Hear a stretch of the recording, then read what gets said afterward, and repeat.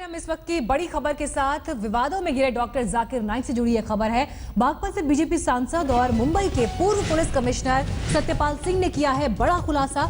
सिंह का कहना है कि पुणे के कमिश्नर रहने के दौरान उन्होंने 2008 में ही केंद्र सरकार का जाकिर की गतिविधियों से जुड़ी एक रिपोर्ट भेजी थी। रिपोर्ट में जाकिर के धर्म परिवर्तन कराने और उसके संगठन को विदेशों से मिलने वाली फंडिंग की जांच कराने की बात कही गई थी, लेकिन उनके रिपोर्ट पर कार्रवाई नहीं हुई।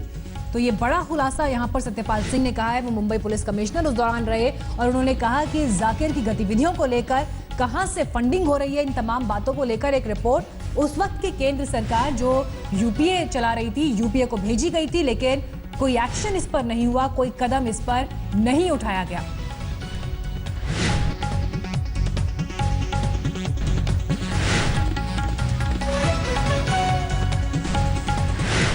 सत्यपाल सिंह ने इस पूरे मामले पर क्या कहा, क्या खुलासा किया, सुनिए।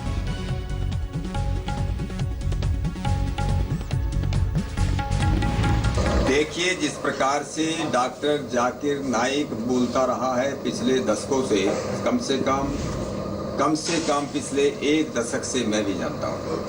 मैं पुलिस कमिश्नर था पूना के अंदर, किस प्रकार से उसने वहाँ धर्म परिवर्तन करके किस प्रकार की बातें करते हैं। मैंने उस समय उसकी रिपोर्ट भेजी थी।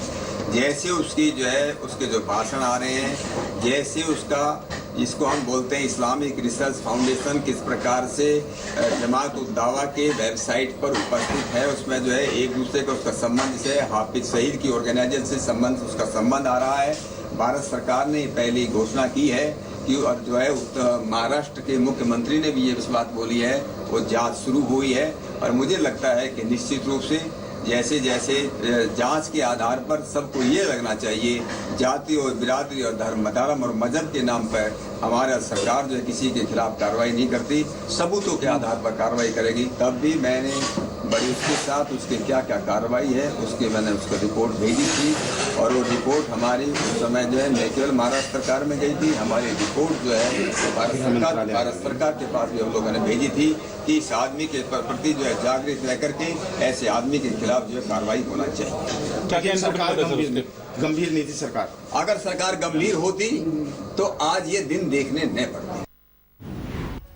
और इस वक्त आ रही है बड़ी खबर। इस्लामिक स्कॉलर जाकिर नाइक, जिसके ऊपर आरोप है कि उसके भाषणों की वजह से आतंक को बढ़ावा मिल रहा है, उसके झूठ की पोल किस तरह से खुली, ये खबर आपको हम बता रहे हैं। बांग्लादेश के गृह मंत्री का ये बयान सामने आया है। उन्होंने ये कहा है कि अभी जांच चल रही है, भाषणों की इन्वेस्टिगेशन हो रही है, इसलिए कुछ भी कहना जल्दबाजी होगी। इससे पहले जाकिर नाइक ने अपनी सफाई में कहा था कि बांग्लादेश से उसे क्लीन चिट मिल चुकी है, साथ ही जांच की बात से भी इनकार किया था। लेकिन अब बांग्लादेश के गृहमंत्री के बयान के बाद इस झूठ की भी पोल खुल गई है। और जानकारी के साथ हमारे संवाददाता मनोज्ञा लोईवाल इस वक्त हमारे साथ जुड़ गई हैं।